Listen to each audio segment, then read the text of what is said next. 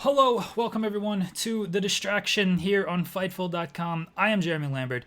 Joe Holbert is off this week. He is on IR. Please send him your best wishes. He's having a tough time. Send him a positive message, everybody.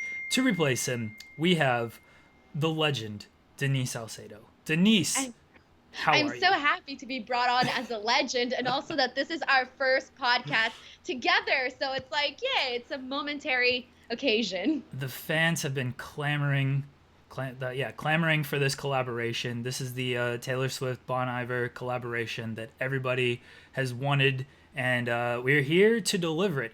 Look, everyone who watches this podcast knows we're a basketball podcast that masquerades as a wrestling podcast. Nothing changes today. Instead of basketball, we're gonna talk mainly about Taylor Swift. We will talk wrestling. It's a wrestling podcast, but look, the people want the Taylor Swift talk, and we're here to give the people what they want, Denise. I know. I can't believe like how many comments I get from wrestling fans that are Taylor Swift stuff. And you wouldn't expect it, but it's actually a thing. And I don't even know how people realized that I was such a big fan and people just kept hitting me up about it. Shawn literally tells me, he's like, if any wrestler comments on Taylor Swift, write about it. Like, just do an article on that. And so, like, Daniel Bryan had that tweet, like, love the Taylor Swift album. I was like, cool, guess I'm writing this article now. It's because Shawn knows where the money's at. He knows where the ratings at. He knows what the draw power is. It's Taylor Swift. That is very true. I don't remember the first article that I ended up writing on Taylor Swift that was wrestling. I know that John Cena posted that Instagram photo. So we had that one, but there was one before that. He's like, yeah, that Taylor Swift article did big numbers. So anytime wrestlers say anything, just write it. I was like, okay, awesome. Wow, Shawn is using my girl Taylor Swift for numbers. I cannot believe I am just finding this out. Meanwhile, I have been having to take all this like drama about her not being amazing or whatever, and look at the numbers that she is doing for Fightful, a wrestling brand, and Taylor Swift is bringing the numbers. Like Sean plays up like he doesn't like Taylor Swift on the podcast and stuff. We all know the truth. Life's too short to not pretend to pretend you hate Taylor Swift. I sang "You Belong with Me" to the car, or in the car with him. We were in Winston Salem, and he looked at me like I was a crazy person, and I was like, "Look, if Taylor Swift comes on the radio, I'm gonna sing it. I don't know what you want to. This is the first time we'd ever met. I was like, I'm gonna sing it. I don't know what you expect from me." That's awesome. Just like do a whole like just pop in the CDs and play the songs for him. I think he thought that it was like I was just doing a gimmick or a bit, and this wasn't like what I was actually like. Because I'll tweet stuff all the time, like, yeah, love the Taylor Swift album, singing stuff. I really thought that he thought it was just a gimmick until he met me and I started singing it in the car. He's like, "Oh, you do this?" Like, yeah, like why wouldn't I do this? What are you talking about? So I'm guessing that it was probably his worst nightmare when I came along and I was like, I'm this diehard Taylor Swift fan. It's like, stop pulling these people out of the weeds and bringing them into Fightful. I don't know if you know this story, but you know Jimmy Van, right? Right. Well, we've only met like digitally. Right. I've actually never Yeah. like talked to him digitally, but when I was talking with Shawn, he said Jimmy said to him, "Yeah, Denise tweets about Taylor Swift a lot." And Shawn is like, "Denise is on the show like once a week. I'm not gonna tell her to stop tweeting about Taylor Swift." That is so funny, and I've actually cut down my Taylor Swift tweets by a lot because at first I was tweeting like so much about her, and I noticed that every time I tweeted about Taylor Swift, I would lose followers. I was like, well, I'm not just like a wrestling person. I have other interests. Right. But I get it though, because when you follow somebody that comes out and they host a podcast, it could be about anybody. It could be about, about baseball or basketball. If that's your go-to person for whatever it is that you follow them for, and then they start posting about something else, it sort of gets distracting. But now it's gotten to the point where I think people like just don't care anymore. It's like, whatever, it's Denise, that's who she is. so be it. And that's just how I am. And the thing is that when you love something, you don't want to stop talking about it because that's just what you love. But I have cut down my tweets a lot on Taylor, also on Instagram too, because it got to the point where no matter where I went, like let's say I was ring announcing a show or something, people would come up to me, people I didn't know, and they were like, oh my God, Denise, I love your work. Also, I'm a big Taylor Swift fan. So I was like, okay guys, I'm done talking about Taylor with everybody at this point because it was getting to be a lot. Right. People follow both of us probably for our wrestling more than anything, but it's like we're not just wrestling fans. Like we have other interests outside of that. Like I tweet about basketball a lot and people are like, why are you tweeting about this? Like, what do you want me to do? Just tweet about wrestling the whole time? Then you're going to yell at me for my wrestling opinions? No. I don't get it. Like, people have more than one interest. Like, that's the thing. And it's funny, too, because I don't just post about Taylor Swift. Like, on my YouTube channel, I talk so much about, like, TV shows and all this other stuff. And people are like, oh, she just talks about Taylor Swift. And I'm like, no, I don't. I do not.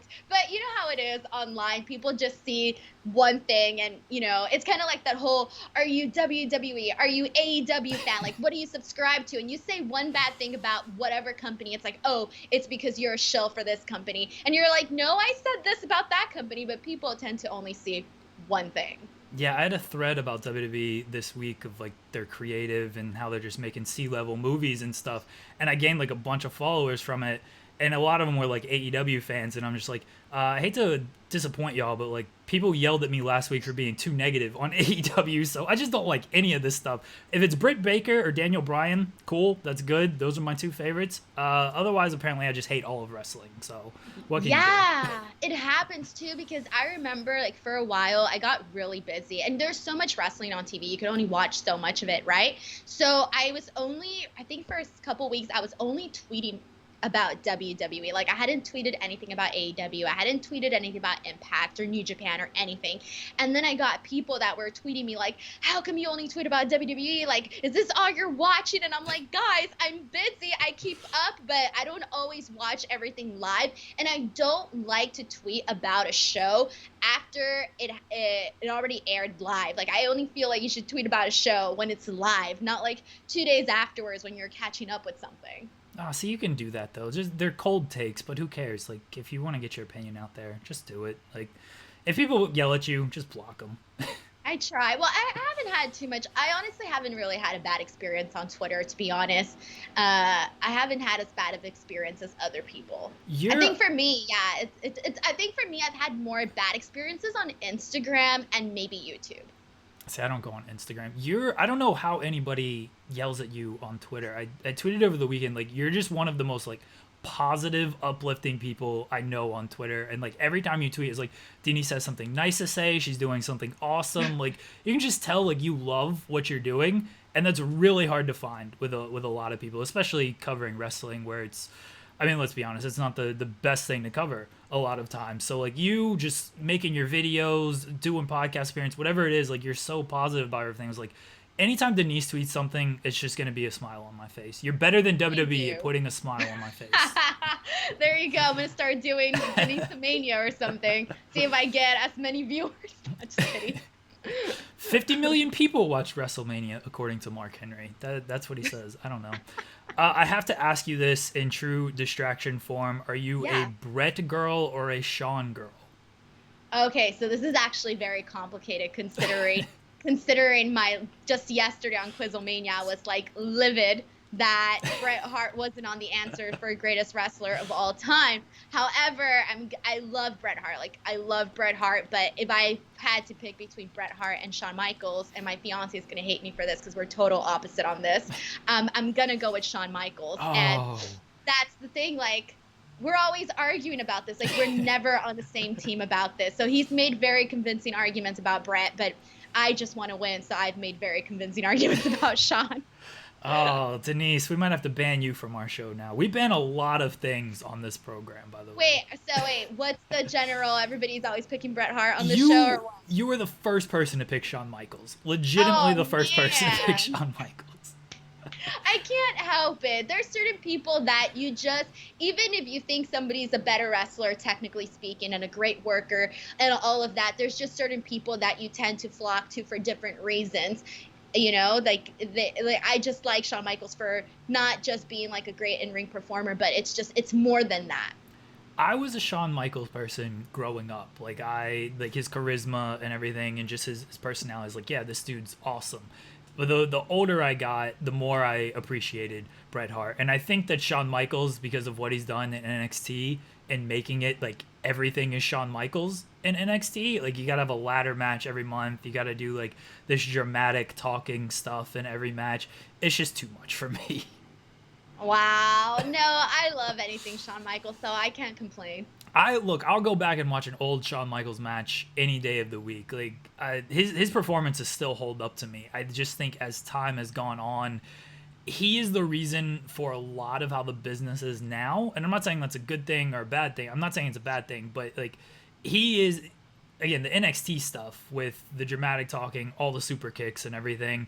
He's a big part of that, and it's not his fault that so many copied that style. It's just some of that stuff just doesn't hold as well nowadays as it did back then. But I'll go back and watch Shawn Michaels' Mankind from Mind Games all day long. Right, right. No, I get what you mean, but the way I see it is like if you're gonna imitate anybody, it should be somebody like Shawn Michaels. Oh, see, it should be Bret Hart, who made things look yeah, real. obviously, it could definitely also be Bret Hart, but people, like I said, people, like, even if you're, like, an aspiring wrestler, you tend to go for a certain person, so somebody could be like, oh, yeah, like, I want to aspire to be like Bret Hart, or I want to aspire to be like Shawn Michaels. Like, who cares, man? Like, they're both great. Let them do what they want. Right, I agree. And look, if you're gonna look up to people, Shawn Michaels, there's worse role models in wrestling than Shawn Michaels from a on-camera perspective. Off-camera, there's some issues there, at least during his peak. But you know, he found Jesus. He's good. He's cleaned up his life. Things have turned around for him, so that's always good to hear. Are you part of Retribution? Am I part of Retribution? You know what? At this point, with all like the really like silly things that have been done, you'd be surprised. Maybe I am, but no, I'm not. Unfortunately, I have more things to do than throw cylinder blocks twice. I saw your tweet. I was like, I didn't think it was that funny. I really didn't.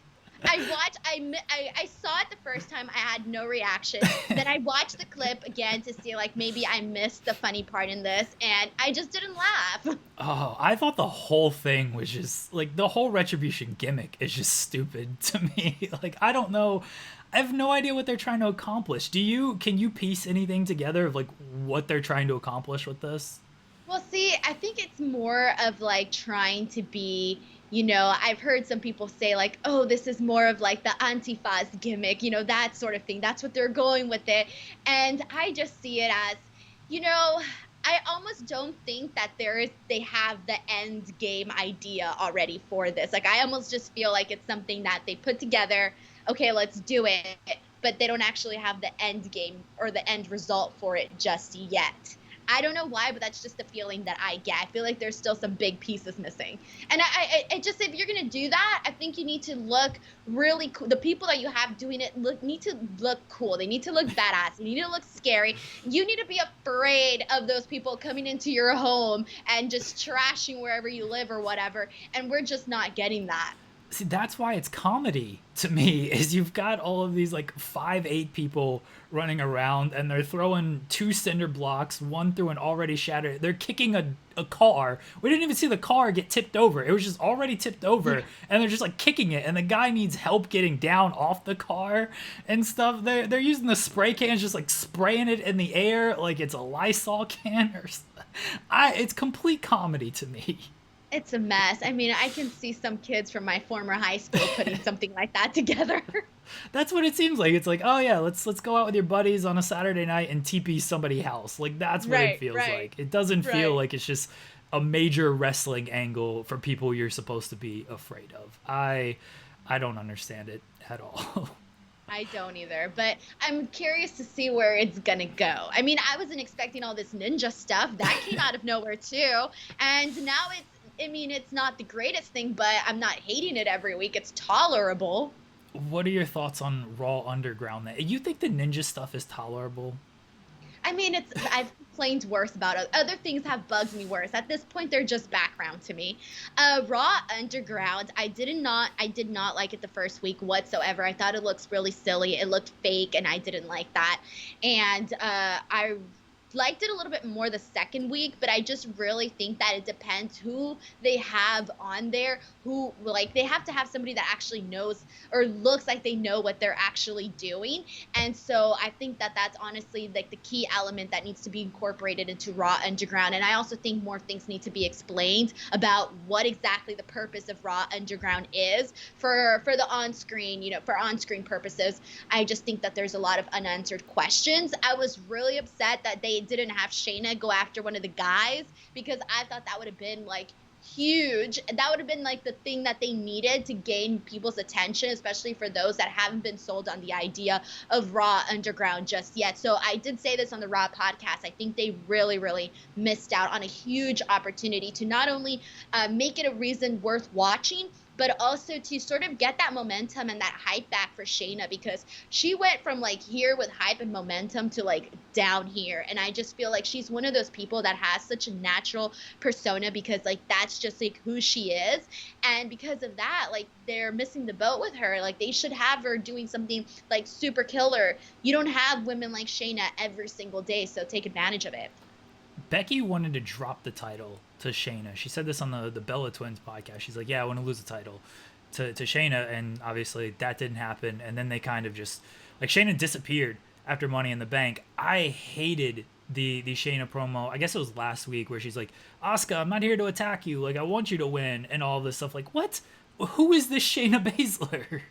Well, I thought that was dumb, because if you want to be the champion, why not just beat the champion now? Why not just go after Sasha? Why wait for somebody else to have their turn? That, I mean, I can see somebody else saying that, right? Another woman with a different character, but not Shayna. Shayna should be like, I don't care who the champion is. I'm going to go after them, and that's that, because that's my belt, and that's what it is. I don't like the idea of feeling like you have to wait in line. Like, all the people on the roster should be like hungry all the women should be hungry for the championship. That's how it should be. And I feel like it's almost like, okay, well, it's not my turn right now because she's dealing with this. And I get it, because obviously you have to have your storylines and all of that, but it should still be a background thing where we know more of the women are like aching for it. Do you think there's an end game with Raw Underground? Because we saw the Hurt Business take it over the first week, and then they weren't even involved this past week. I don't know. I mean, I saw the reports that they were looking for the dancers, I think like way in advance for Raw Underground, or that's the assumption that they put feelers out there to try to get the dancers out there. So because of that, it kind of seems like maybe there's, been more planning than we might have assumed for Raw Underground. I think the fact that they've been promoting it like this so much, you would think that there has to be some sort of plan for it, right? You don't just promote something and then just kind of hope it works out with no direction. And so I'm hoping that there is something where, maybe in a couple weeks I'm going to be like, oh my God, my favorite thing about Raw is Raw Underground. Not right now, but maybe in a couple weeks, maybe several months, if it lasts that long. Yeah, I don't think they plan any of this stuff. Seth Rollins was like, it's all week to week. He's like, I don't know what I'm doing when I show up. They just kind of tell me, and I make it work. And it's like, yeah, they've got some end games here, apparently. I can't see Raw Underground lasting. How it came together is Shane McMahon has been pitching this idea for 20 years, and Vince just finally said, yeah, sure, you can do your little underground fights on our show. We need to pop ratings somehow, because Shane's been wanting to get involved in MMA stuff for decades now. And I just envision Shane going to Vince like every single day and be like, can we do those MMA fights now? What do you think? Can we do them? And Vince just saying, nope. And finally, ratings have gotten so bad that Vince is like, all right, Shane, let's do your little underground MMA fights on the show. And finally they can do it, but they don't know where it's going. I would be shocked if they know where it's going. Yeah, I don't know. I just think at this point, like, hey, might as well throw some darts and see which one sticks, right? I know you do a lot of Raw talk with Shawn, so I'm gonna move on to some SmackDown. We've come close to banning SmackDown on this program because I have to do the SmackDown podcast. Joe is not a big fan of what's going on. He's a big Alexa Bliss fan. Not a fan of what's happening with Alexa Bliss right now. What is your take on Alexa Bliss playing Disney Princess with the Fiend? It's not. I love Alexa Bliss. Like, she is one of my favorite favorite people on the roster. Like I can't put her over enough. I really like everything that she does. This may not have been my first pick for what I would like to see her doing, but I did kind of think that for a while, I love her and Nikki together, obviously, but I think for a while it just became repetitive, where it's like, yeah, they're funny and we like seeing them together, but I just feel like there could be more to be done with Alexa Bliss. This is a different direction from what I was thinking, but at least it's something new, something different. But I'm not going to say that I'm like the world's biggest fan of it, just because it feels a little bit like a weird dynamic, but you never know, it might work. What'd you make of Braun's promo where he was just like, I don't care about Alexa, let's just fight? Hey, fewer words, better?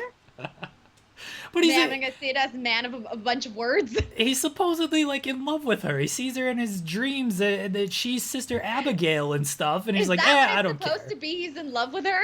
Yeah, isn't that what they're telling? I don't know. I mean, look, I've seen all the 15 threads on the Swamp fight and all the Reddit threads of like breaking it down in every single detail of like, this is all the layers and all the stuff that I you've haven't missed. done that. I haven't broken this down in like layers and Easter eggs and, oh, this is what we think is gonna happen. I haven't done that, so it hasn't garnered my attention enough to want to take the time to do all of that.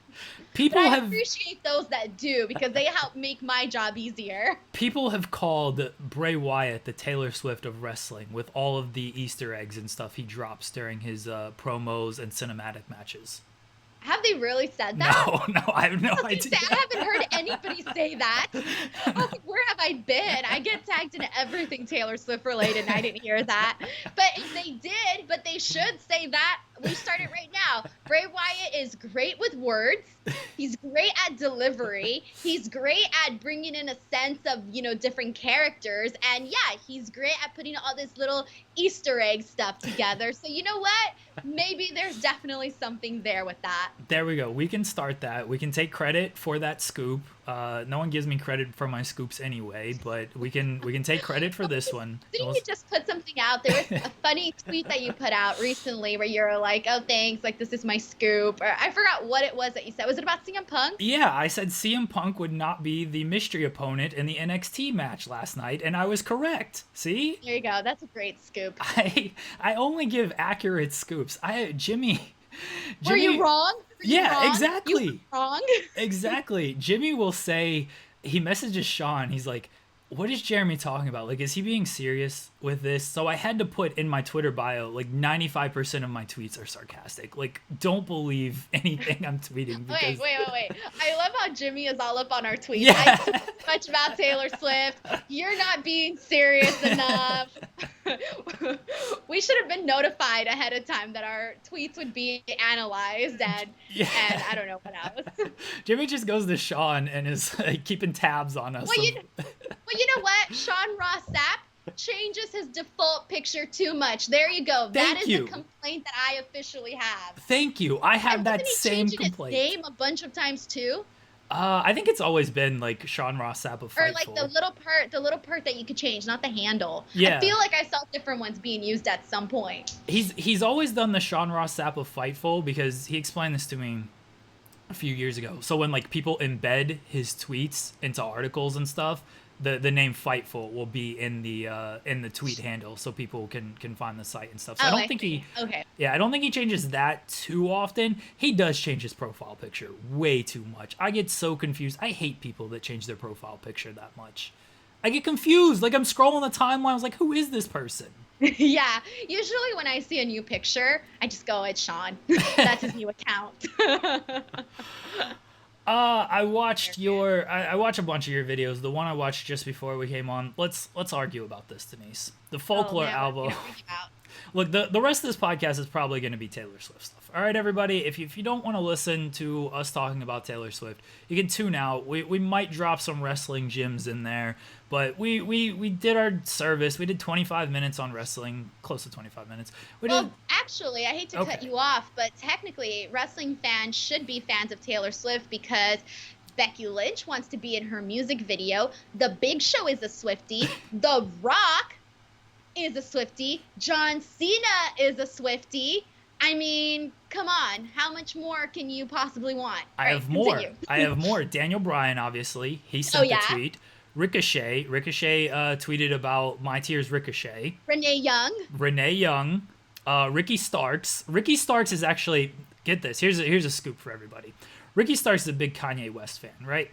And we had a discussion about Kanye and some of his recent tweets. And Kanye was supposed to release his album like the same day Taylor was releasing hers. Obviously, Kanye didn't. So I was talking to Ricky about this. I was like, you got to listen to the new Taylor Swift album.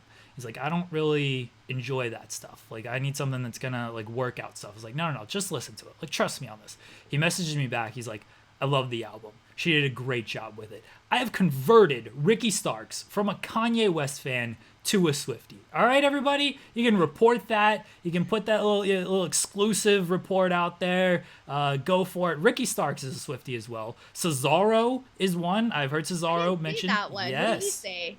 I was listening to, I think it was a Seth Rollins interview. Seth Rollins, also a Swiftie. He did. Rusev too. Yes. Rusev? Yes. I think I was listening to a Seth Rollins interview, and he mentioned something. Oh yeah, Cesaro loves "Shake It Off," loves singing "Shake It Off." This is a few years ago, obviously, but so Cesaro was one. Seth Rollins. I know Seth Rollins did like carpool karaoke, where him and I think Roman were singing it. Yeah. So yeah, see. It's all tied. This is why Shawn says write anything about Taylor Swift if somebody tweets about it, because everyone knows that Taylor Swift is just a level above the rest of the world. Let's be honest. Well, I think the problem too, though, is that a lot of people think they just know, like, oh, her songs like "Shake It Off" and "Love Story" and "You Belong with Me," and they don't really know some of her other music, like the more in-depth, serious songs, if you want to call them that. So everyone just thinks that they're gonna get like this pop girl. And people like to trash pop music because they don't take it seriously. But the thing is that Taylor Swift herself has elevated pop music by making it more important, not just like, oh, here's a great chorus that we can all sing along to. Sure, that's great and dandy, but she's taken it to a whole new level.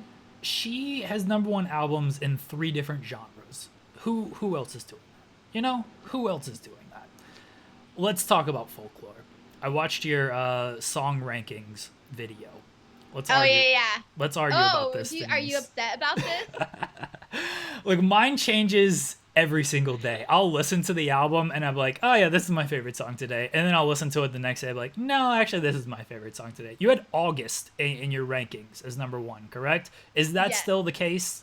Yes, I love August. August sends my heart into a spiral. Like, I feel like my heart comes out and then it gets just like twisted up and then explodes into like a bunch of stuff. That's how I feel when I listen to Taylor's music. I agree. I think I've tweeted this, but I listened to it when it came out midnight and like I was legit crying at My Tears Ricochet. That's such a great song. Like so much of it, her music just throughout the years, like the best music is the stuff that just like resonates with you. You know what I mean? Like the stuff you can relate to, whether so they've stolen all your work? I'm just kidding. No, but I see what you mean. Like, it's stuff that you can just relate to. And some of the songs, like you can relate it to yourself if you're going through it or if you've been through it and stuff. And like that's what makes her a pretty exceptional artist, is like her music sounds relatable, even though, she's talking about having her master tape stolen. It's like, no, we can really relate to that, especially people like us, but like you can relate it to something like I've gone through in my personal life, and it's like, oh, okay, like I get it. So that's why I love her music. Oh yeah, like I'm sorry, but All Too Well is that song where, I mean, I'm the person. So obviously before I found the one, I had a bunch of other heartbreaks, boys that broke my heart and shattered me into a million different pieces. And so because of that, I know what that heartbreak feels like. And songs like All Too Well and like so many others have like just been those songs where here's the thing about Taylor is that when she sings, it's almost like my initial first thought that I had when I first listened to Taylor was, holy cow, how does this girl know everything that I feel things that I've never even said out loud, things that I've never even admitted to myself. She sings so openly and so beautifully, and it all makes sense. It's like she's in your brain and she's in your heart, and she knows exactly how you're feeling in any situation, whether you're being bullied and left out of school, whether your heart was broken, whether you lost a friend, whether you're scared about where you belong in this world, where whatever it is, there's so many different topics that she has touched on. It really resonates with you. And it's kind of creepy though, how like every album, it's kind of on par with how your life has been. So it's almost like your life is moving along like Taylor's. You're experiencing the exact same things. And she even mentioned this in the Miss Americana documentary. It's where she's like, oh yeah, like I'll put out an album about things that I went through. And then my fans are like, oh my God, I'm going through this exact same thing too. And that's the thing. That is why people connect to her so much, because she knows you. She knows you.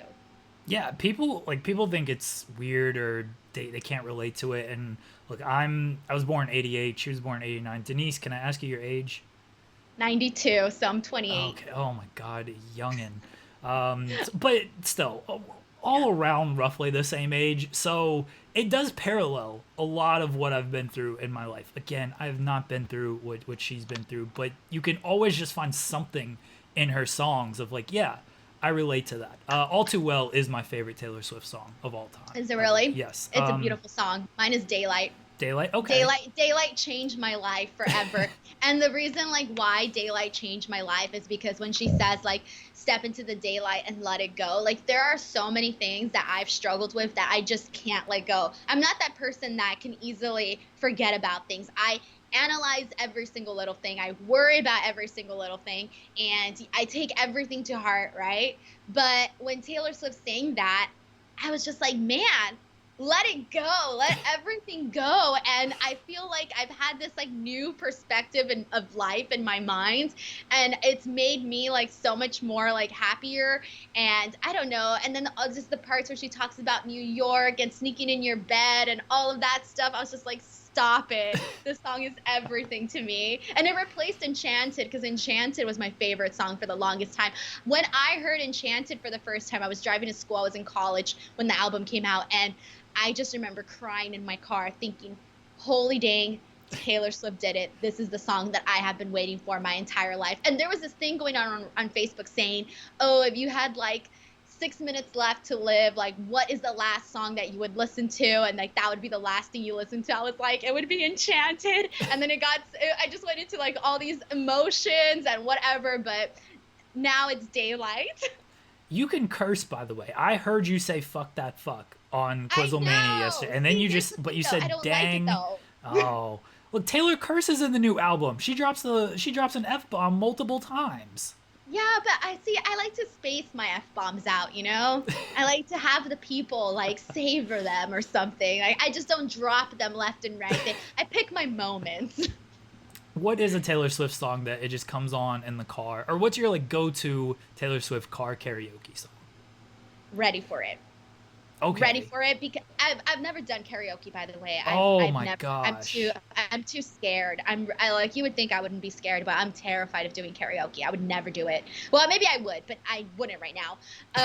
But okay, so Ready for It is the song that I go in the car and I listen to it, because that is the song that gets me hyped up. So when I'm going in for a job, I'm going in for an audition or meeting or whatever, something that I'm excited for, I'll put on Ready for It and I'm like, yes, I'm pumped. I now need what I need to succeed for the day. That is a great, like, get hype song. I do love that song to just, like, listen to. And I think Reputation is actually underrated, because it's... Hell yeah. Yes, see? But yeah, when she did the stadium tour and that was the first song, I love that song as well.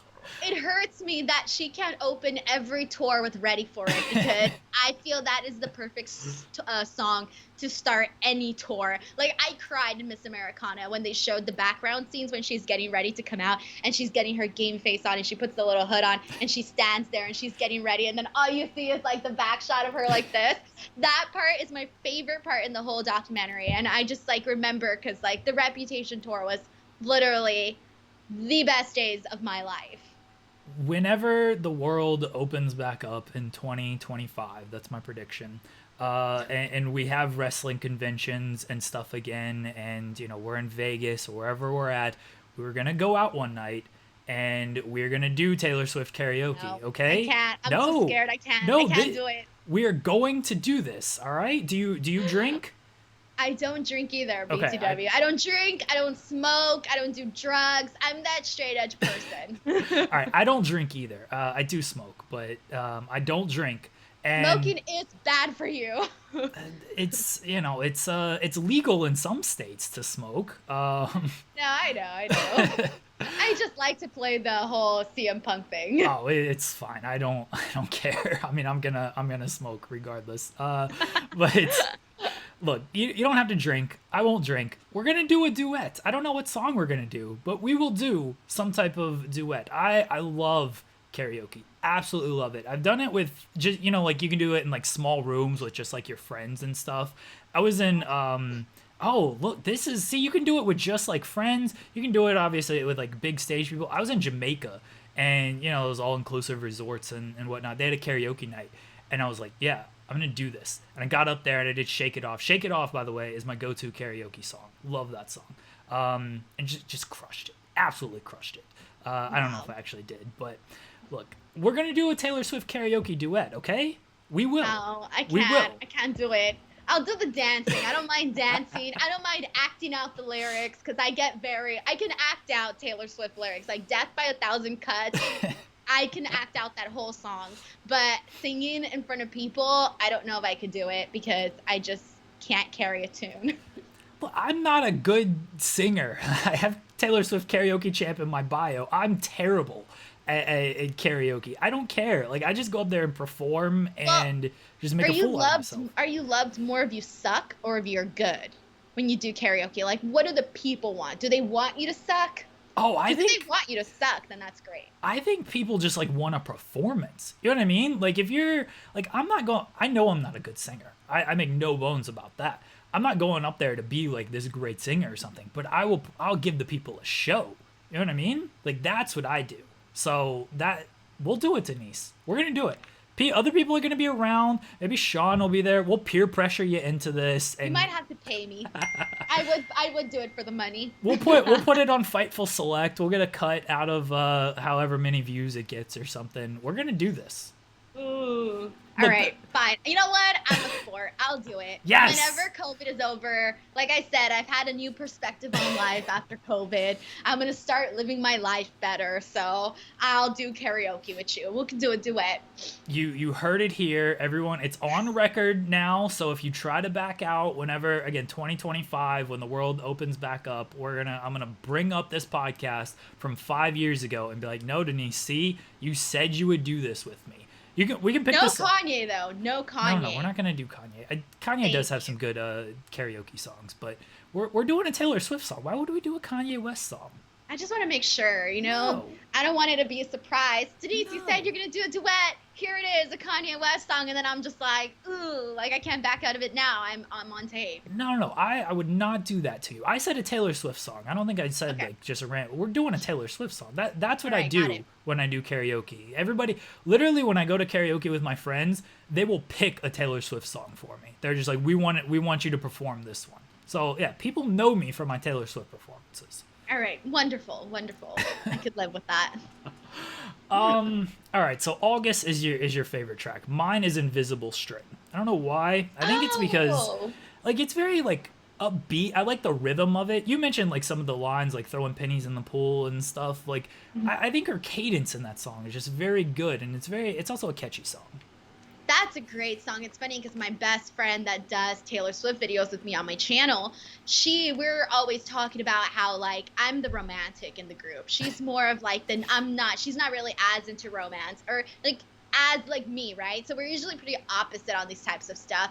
And her favorite song is Invisible String too. And I was shocked. I didn't expect it from her. So the fact that like you said Invisible String is your favorite song and she said Invisible String is her favorite song, I can't deny it. I think, I don't know what I ranked it at. Let me check. I ranked it at number 6. Yeah. See, this is why we have beef. I ranked it at. Yeah, I knew it wasn't So in your top 5, and this is why we I'm have beef. sorry, but I just couldn't kick out other songs. Like I think Mirror Ball is God. I love Mirror Ball, and I love Betty, and I love Exile, and I love My Tears Ricochet. And you know which song I'm really, really like? It's going up on my list. Seven.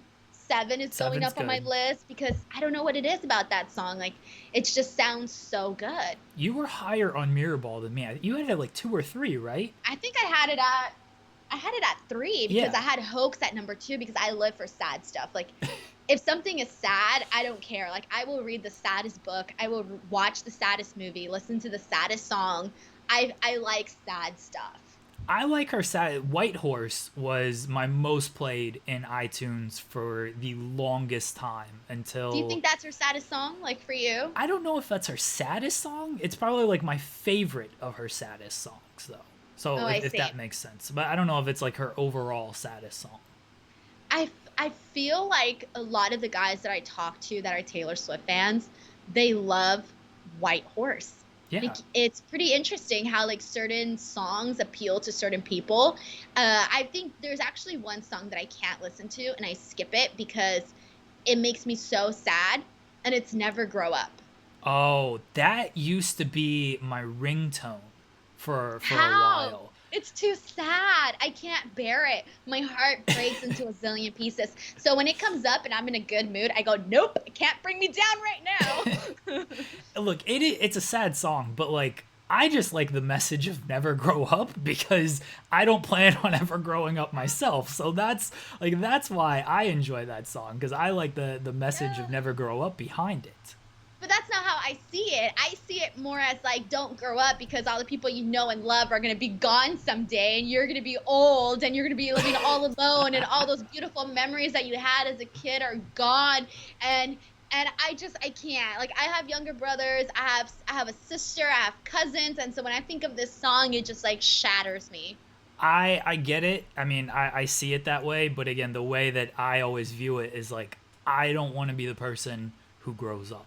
And people get mad at me for that because they're like, you got to grow up sometime. I was like, no, Taylor Swift told me to never grow up, okay? So I don't have to grow up. You Need to Calm Down is actually my background on my phone. So that way, like, I look at it as a reminder, especially when I'm on Twitter, of like telling myself of like, don't let this shit bother you. Like, just they need to calm down. You need to calm down. Just don't let it We all bother got you. crowns. Yeah. I love that song though because it's really like the ultimate like hater swatting song of like whatever you say, no, just calm down. You don't need to say that.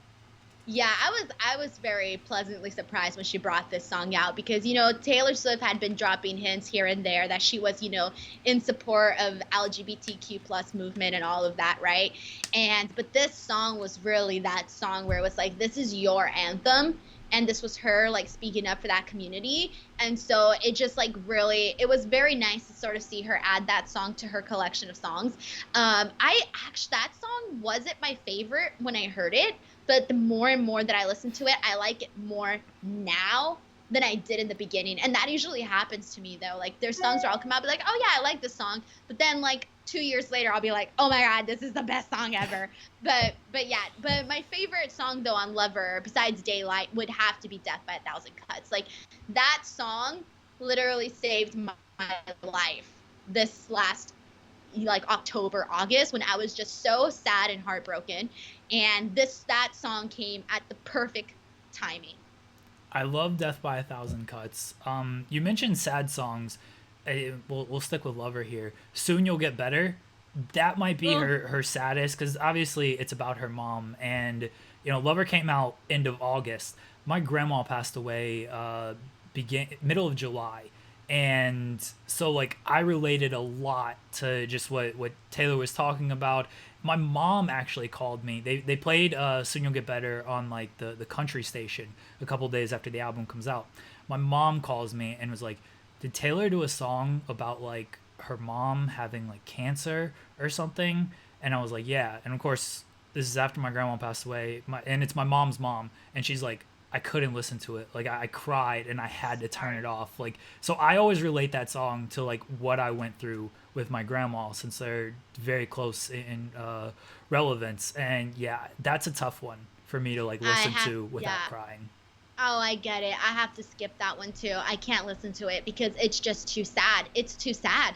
And it's a beautiful song, and that's the thing that, I mean, all of her songs are beautiful, but that's not the point. The point is that it could really take you into a dark place when you listen to it. You're just like, man, like me, I start thinking about life. But that's the beauty about Taylor, though, is that she does these songs that you're just like, ooh, you start thinking, man. The wheels start going.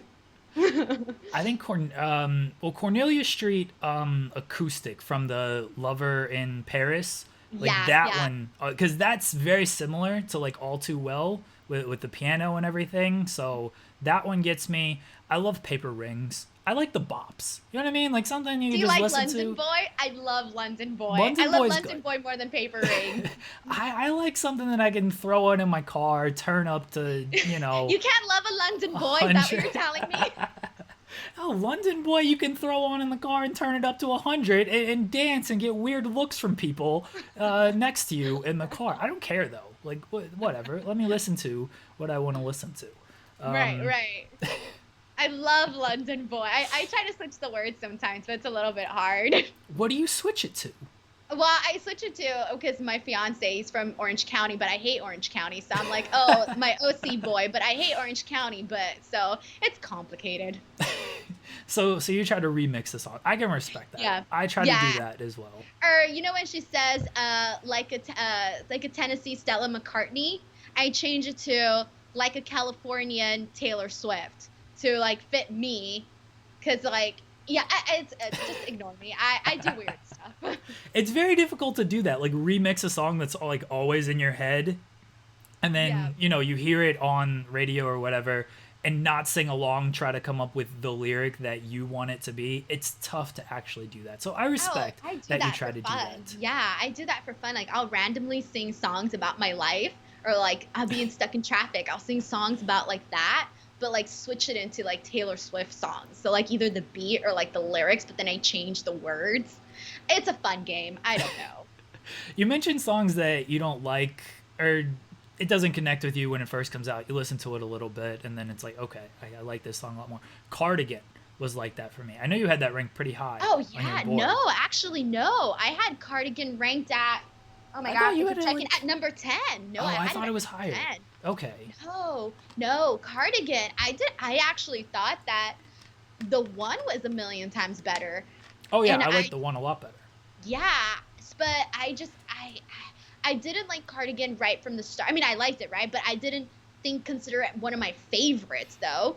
And so I think that song has grown on me though more and more as I listen to it. But you know which song? There's so many that do that. Like Peace did that. I love Peace. You underrated Peace. You had that at like 15 or something. I don't know if it was that. I had it at 14. Yeah. At 14. I had it at 14. Oh, that song is one of my favorites on the album. I know. It happens though. My Lover ranking was a mess. My first Lover ranking was really bad. Like it completely changed. I don't even know where I had Daylight ranked. I don't even know if I had it at number 1 or if I had Cornelia Street at number 1. I don't remember. You gotta go back now and do, because Lover's almost a year old now. So you gotta go back and do like the rankings like 1 year later to see how much it has changed. I don't know if you have time to do all this. You're a busy person. I did all the other albums though. I've ranked every album on the channel, so that's all up there. But those are more well thought out. But I don't know, it's just weird. Like there's certain times where I Wish You Would from 1989. That one, I didn't consider it one of my favorites whatsoever. And then like years later, I'm thinking this is one of the best songs on 1989. I'm done. This is one of the most overrated songs. Treacherous is now like embodied into my DNA. So, yeah. I think you should go back and re-rank Lover based on how you're feeling now compared to where you were when you first ranked it. It is a thing where you can just go back. So Cardigan, when I first heard that, you know, it was the first single she dropped before, and then the album kind of came out right after, like 2 minutes after. But Cardigan, I listened to that and I was like, ooh, I don't know about this. I had the same reaction with Me, by the way. I did not like Me. It's still not like a song that... I love Me. Oh, no. I was so pissed off when people bullied her into removing, hey kids, spelling is fun. Oh, I was livid. I was so mad. I almost did a whole rant video on just that. I love Me. Me is that song where you just feel better about yourself. And she did that song for people to, feel happy with themselves. And I feel happy when I listen to Me. I'm not a fan. I don't know if I'll ever be a fan of the song, but I appreciate that you got something out of it. Yeah. I did. I didn't think she needed to remove the spelling is fun part. I didn't think it added anything to the song, though. Actually, the reason why I loved it was because it coincided a lot with Taylor because she loves to spell. She loves word games. Right. She loves to play Scrabble. So it wasn't just like, hey, kids, spelling is fun was a random line. Like, there was depth to that line. Like, there was a connection to Taylor and that line. So that's why I was livid when she took it out. And I was like, you guys can't say, like, you can't pick and choose what she includes in her songs. I'm sorry. If she liked it and she put it, then she should have left it. Yeah, well, that's the thing. The fact that she did remove it makes me believe that she wasn't as, as. I think she felt bad about it. She seems like the type of person that would feel bad about something and That's true. Try to undo it. Yeah, that's very fair. I think it's a better song without it. I didn't like that line. I'm still not big on the song, but when I first heard that and when I first heard Cardigan, I was really thinking, because those were the singles for me, I was really thinking, like, is this going to be, like, her first, like, not good album? Like, is this just, like, going to be an actual miss? And then you listen to the whole album, it's like, okay, no, she doesn't actually miss. Especially Cardigan, because when I heard that, I was like, this album, and you can even look at the cover, like the album cover, she's in the woods and everything. You're like, this is probably not going to be like this love exuberant pop album that she previously did with Lover. So I heard Cardigan, I was like, I don't know, I just don't know. And now I listen to the whole thing of Folklore. It's legitimately my favorite Taylor Swift album of all time. And here's the thing, though, is that, like, that's always something that happens with Taylor, is that the singles that she releases are so different from what you have on the album. Yeah. And then there's always fans thinking, like, how was this not a single? How was this song not a single? Like, this should have been the single for the album. So I think we all would have had different picks for what the single should have been. Like, me, I think I would have gone with The One or Mirror Ball or even Betty to be, like, the first song that you hear. Yeah, I think I would have gone with Betty. But, I mean, Cardigan, Betty, and August all go together is the little trilogy that she does. This is, you read, I don't know how many people read, people do these threads on Bray Wyatt and everything, and all these layers and stuff. If you go to, like, a Taylor Swift Reddit, you do these videos, Denise. You do, like, the Easter egg videos. Tell me about it. I do them. They're a lot of work, and you go down a lot of rabbit holes, and you do a lot of evaluation. You read things over and over. You have to trust your gut, though, on what you feel and what you think the song is about. And I was very confused with the love triangle. When I first, like, heard what songs coincided with the love triangle, I was like, I don't get it. I'm confused. But after I did my studying, I was like, okay, I get this. All right. I put the video out. It took 13 hours to do. And that video is almost at 80K. So I'm really, really happy. That video is doing really well, but it was like a 20-something minute video. And I didn't even come out in the video. There was no room for me in the video. This is, like, the brilliant thing of just her whole career and how people are like, oh, is this about this? Is this about this? Is, like, she can say anything and maybe it relates to something she's gone through. Maybe it doesn't, but people will like, note that and be like, oh, it's definitely about this. It definitely, like, I'm never going to reach this point. I want to reach the point where, like, anything that I say, people are like, oh, he's actually talking about this. It's like, no, it's just like some throwaway thing that I just decided to put in there because it sounded cool and it has nothing to do with anything. But, like, that's the point she has reached of, like, creative genius through her fan base. Yeah, and it's funny because I try to do that. I add Easter eggs in my tweets all the time. And I try to do things like that connect to other things. And I like it. I love the Easter egg stuff. Sometimes I even put Easter eggs in my YouTube videos, or if I do a podcast, like, I'll throw an Easter egg in there. Like, it's weird. Like, I do them, but, like, only I know I do them. I'm very much the same way. Is like I like to think, oh, I have so many layers to my tweets, and like in my mind, I do. Like when I tweet something, it's like, oh yeah, I'm saying this, but this is what I actually mean. And people are probably just like, what are you even talking about? Like you had there's the Raw podcast a few weeks ago. You had the White Horse reference, and I know Shawn didn't get it, but I messaged you about it. It's like, I got it. I'm with you on that one. Yeah, you were the only person that got it. The only person. It was hilarious. I had even forgotten because I felt like I had dropped like some other ones like in the past, and I had forgotten about it. Then I saw your message, and I was like, oh, good. That didn't go unwasted. No. I will listen to the podcast, and I will always pick up on the Taylor Swift references. And obviously, as you just found out, White Horse was a much played song by me. So right when you said it, it connected pretty quickly. I remember my first time on Quizlemania when we did the pricings, all my numbers were Taylor Swift numbers. I would try to think like, okay, this is the price that I think this thing is near. Okay, what Taylor Swift number can I do that's close to that price, or how can I add a Taylor Swift number? So I'll add like 0.13, or I'll add 89, or just something silly like that. So I did like, I think I wanted to do $20, so instead I did $19.89. Like I'll do dumb stuff like that. I watched Quizlemania yesterday. We need to work on your drawing skills, I will say. They're so bad. I know. They're bad. A lot of stuff that I did, I'm just like, whatever. You know what? I need work on a lot of things. Y'all got screwed on that because, I mean, you tipped your hand a little bit when Shawn it wasn't like yes, oh my god, he's got it. And like in my head I was like, yes, he's got it, like that's his answer. But I guess everybody else thought it's like, no, he's still thinking about his answer. Right. But yeah, y'all got screwed multiple times on that show. 5 times yesterday. Like 5 times. Yeah, for sure. Are you doing it again? Have you filed a protest?